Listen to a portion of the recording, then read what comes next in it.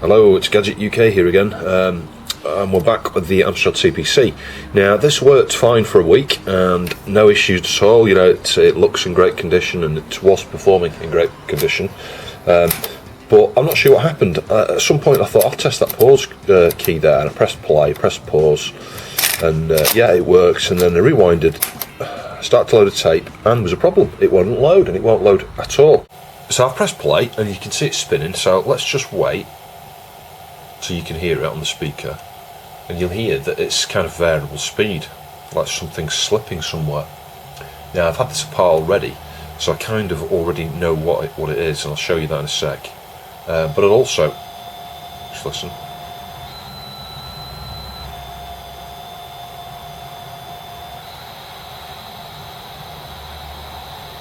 So it's loading, and you can hear it, but it's a little bit slow. And in fact, it's kind of variable rate. Just listen to when it loads the next block. Now it's loaded block 1, okay.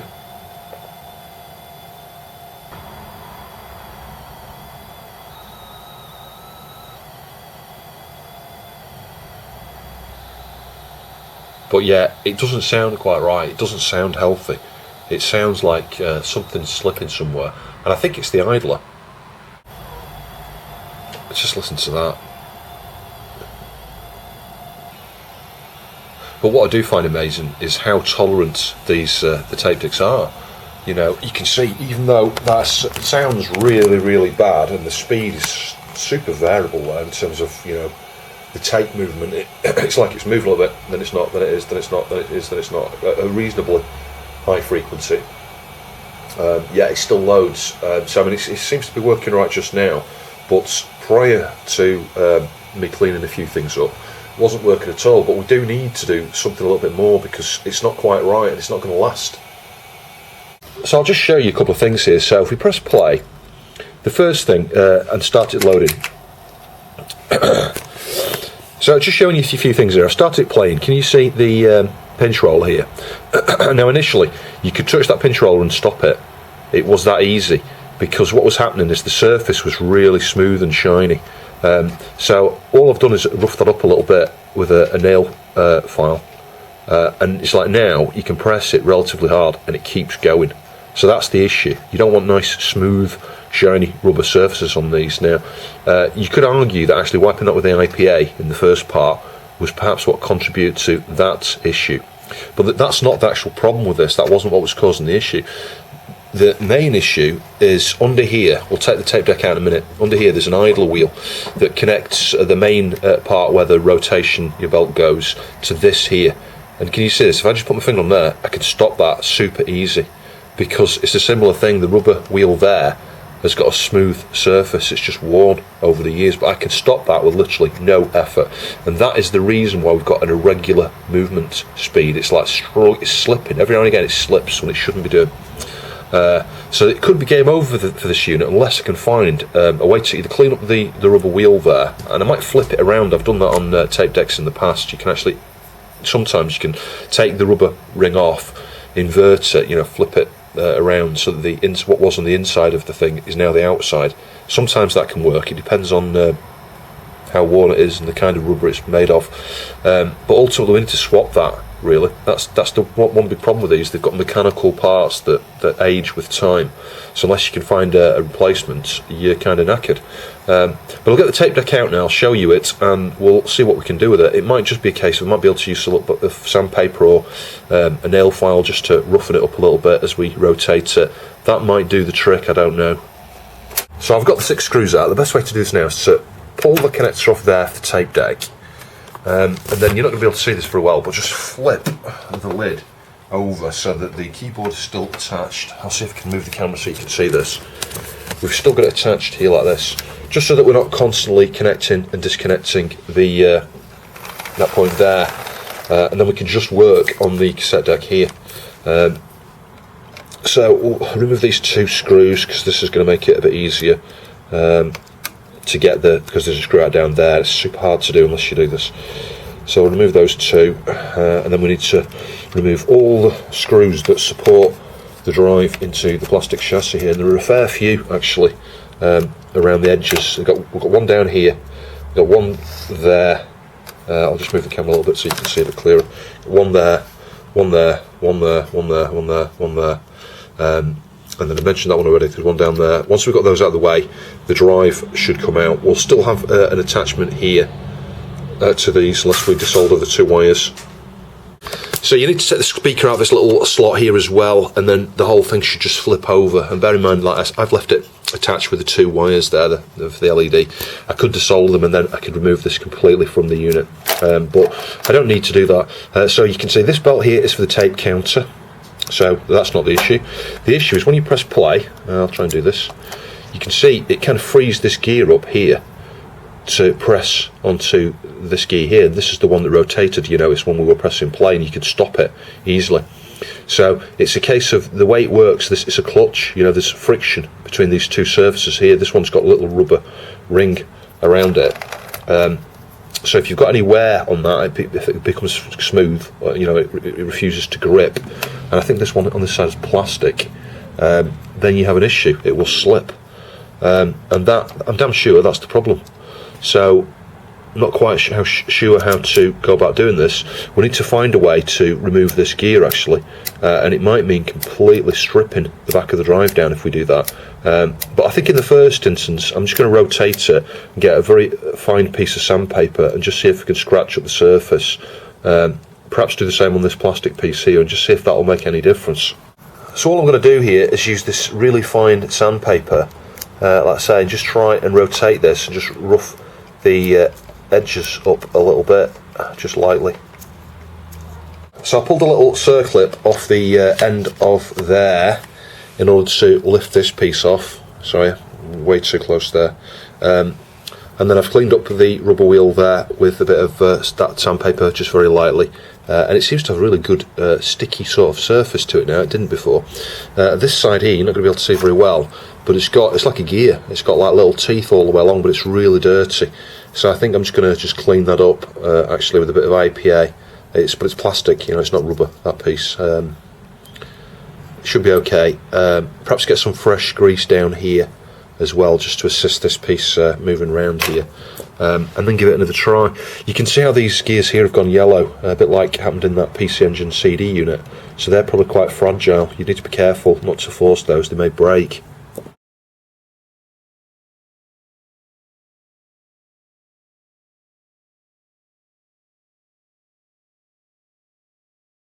So there is a clutch plate underneath this, I don't know if you can see it, and that spring is going to have part of the, you know, an effect on that as well. So what we could and perhaps should do is pull this spring off and just either swap it or just, you know, give it a little bit more tension here, not massively, be careful not to break it, but just enough so that it's got some more spring.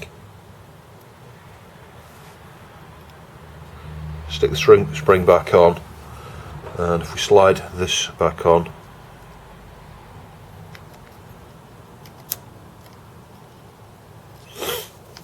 and we can give that a try, I guess.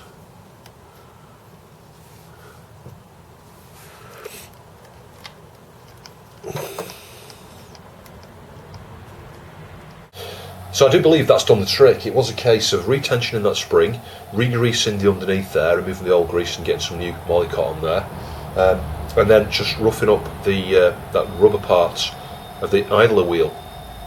But it's a much more regular speed now. We don't have that variable thing where it's slipping, and it's actually loading fine. As you can see, we've got the tile screen coming up here now. I mean, it's not, I would say it's not 100%, but it sounds a lot better. So I mean, that'll do me for the moment. That'll just, you know, keep this thing running. But ultimately, this is the main reason why you would want to find a solution to some of the way, you know, some of the way of loading software, either from the, you know, disk interface, something like a DDI1 with a disk drive, or the DDI3 from Zaxxon, which I'll show in a later video. Or you could do, which I think I'm going to do, add a 3.5mm audio socket. And just wire up to the relevant place on the tape drive there, and you can actually use your own sort of audio source, you know, an iPod, you know, MP3 player, etc. Now I've got an Arduino that should work quite nicely with this, so I might use that. I think it's called a Tapduino. and it will work with the Spectrum, the ZX81, the Amstrad, I think the MSX as well, so I'll perhaps give that a go. And as you can see, that loaded first time. So when you're doing something like this, sticking a cable in can actually help you. I mean, in my case it's super easy because you can see the outer just goes straight to there, so it's obvious that's the outer, and these are going to be the two centre points. And I've got a mono connector here, so we'll just test from the outer on one side to there. Yeah, and that's, let's say that was guaranteed, it was going to be like that because you can see it's joined up. And then to the end tab here, it's going to be hopefully one or both of these. Yeah, and the centre point is joined to that tab there, but I'm going to join both together actually.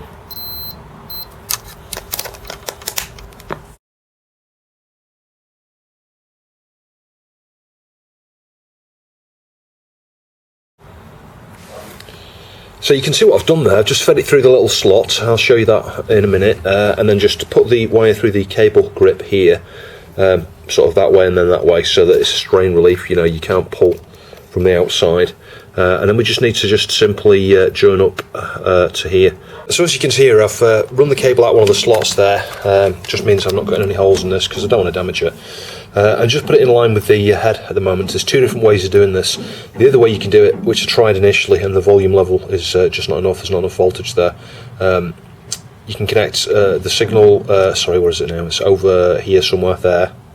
You can just about see that.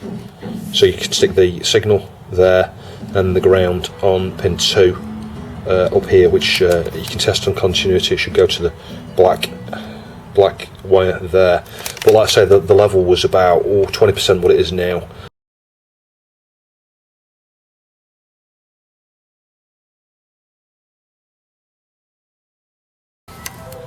So I'll show you it working now. So as you can see, I need to press play on the tape deck there, but actually that's loading. That's Target Renegade. Hopefully title screen should be up in a sec.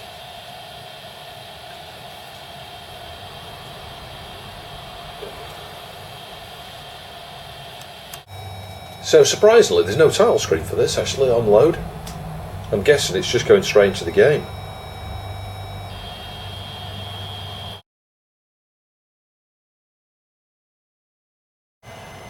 As you can see in here, that's working, and I'll just show you. We are connected up via the cable there to the Arduino, which is currently playing Robocop. So we'll just see what happens. Mileage is going to vary. I'm not sure whether all games are going to work this way. So that's a good sign. It's looking for block 1, and it's found it. Now obviously one of the issues with using the Arduino is you can't rewind, well, not that I know of. We can pause it, I think, after each block, but you know, this is not really a perfect solution if you're going to play games you know, for a period of time. You want to keep rewinding the tape, etc. Oh yes, that's worked okay. It's just turned the internal sound down.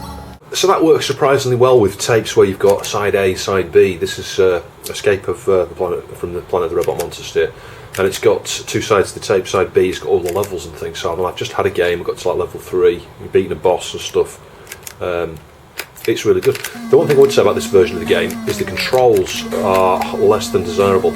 It's one of these where you use left and right to rotate, a bit like Ikari Warriors, and then you can push forward to move in that direction, you know, the direction you're facing. So it's incredibly hard to control once you first play it, but actually when you get used to it, it's not a bad 8-bit version actually. It could use a colour. It could do with some music. Maybe if you've got 128k, you get music, I'm not sure. I would think it would load all the levels in at once. That would be one benefit of 128k. But yeah, it works really well actually. I'm quite pleased with this. Oh, falling off the edge there. So one of the things I've discovered with this is they've got some copy protection, I think, going on some games, and it works in a similar way to what was it called, Gryzor was on the C64 there, where it's detecting the, you know, the gaps in between where you know, it pauses the tape and stuff. There are gaps, you know, deliberate gaps in between. If the gap is too large or too short, it fails to load. So using the TZX Arduino, at various points after it loads the first few blocks there, you'll hear a click in the relay of the cassette deck, and as it's spinning round, I'll just point you down here, and as it's spinning round, the motor stops. At that point you've got to press pause on the TZX Arduino there, super quick, and then as soon as it starts again, you hear it click, that starts rotating, and you unpause it, and then it's okay. So, for, in a large number of instances, you can bypass the protection that way. And this seems to be loaded, but let's say, if you just let this play through, it won't load. You get a black screen, and eventually you get coloured bars, but it's like it can't pick up a block. There's just nothing there. You see the coloured lines and things, but it just doesn't do anything. You can get right to the end of the tape. So I might just try that same thing with Target Renegade in a minute, because that's another one that's not loaded.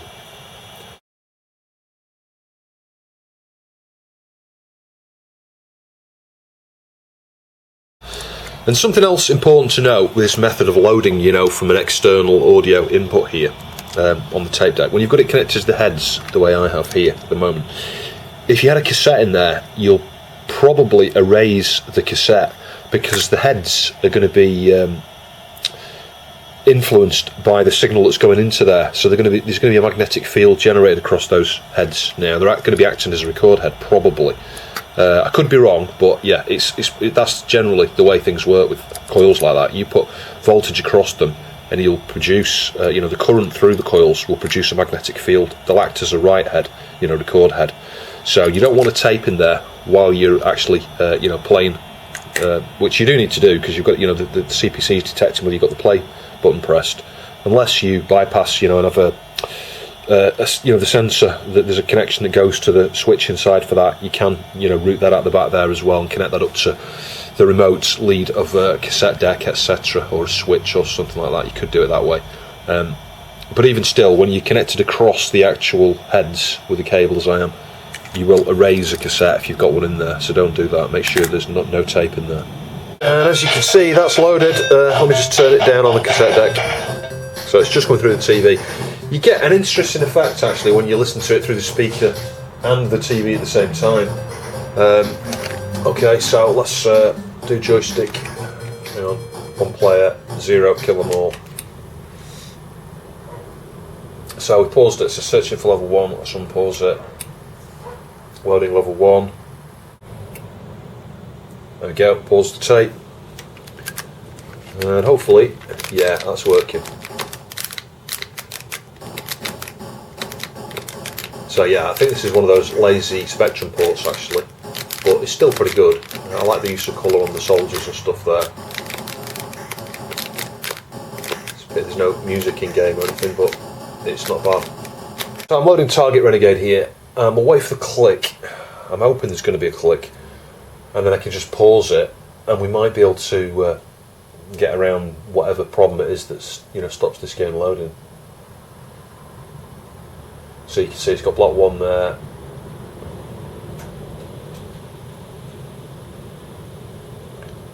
In theory, what I might be able to do is somehow connect the relay, the switching, up to the play pause button on the TZX Arduino. There you go, I did it then. So I'll just pause a sec, even though it's still going round. Right, start it again. It didn't actually stop the motor at that point, but I'm sure it probably will do when we get to block 2 or block 3. There we go, block 2.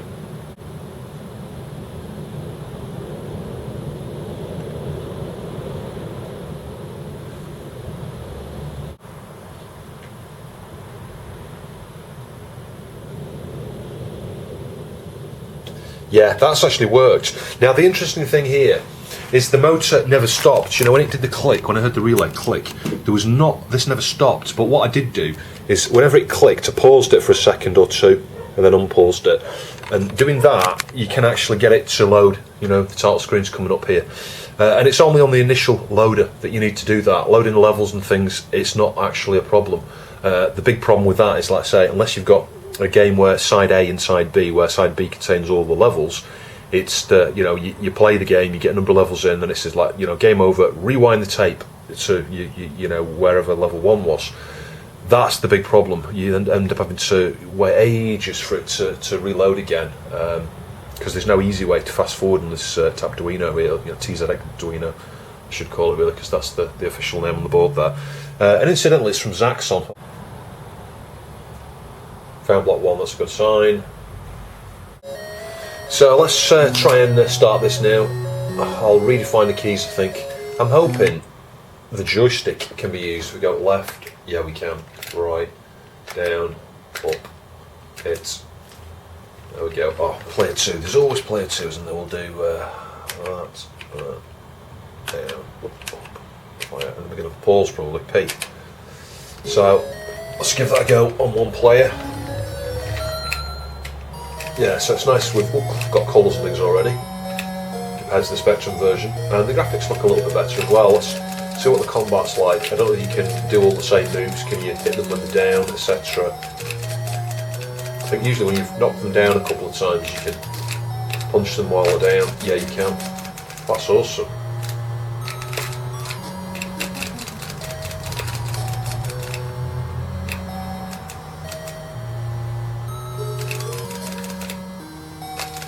Yeah, see, I didn't knock him down twice, so it throws me away. But once I've knocked him down a second time, hopefully I can get him down a second time.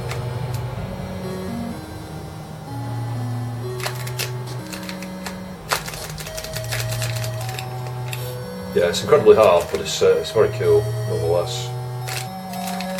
The C64 version I had high hopes for, but it's awful. The C64 port in my mind. It's got some good music from Gary Biasalo, is it?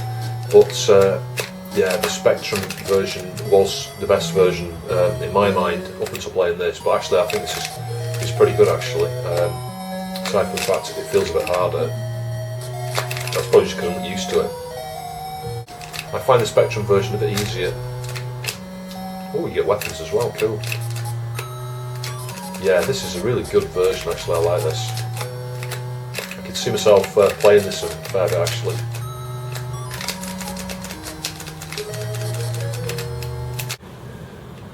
So we'll try the same thing with Batman now, because that wasn't loading either. I've tried it a number of times, and I'm guessing it's going to be the same thing with the delay there.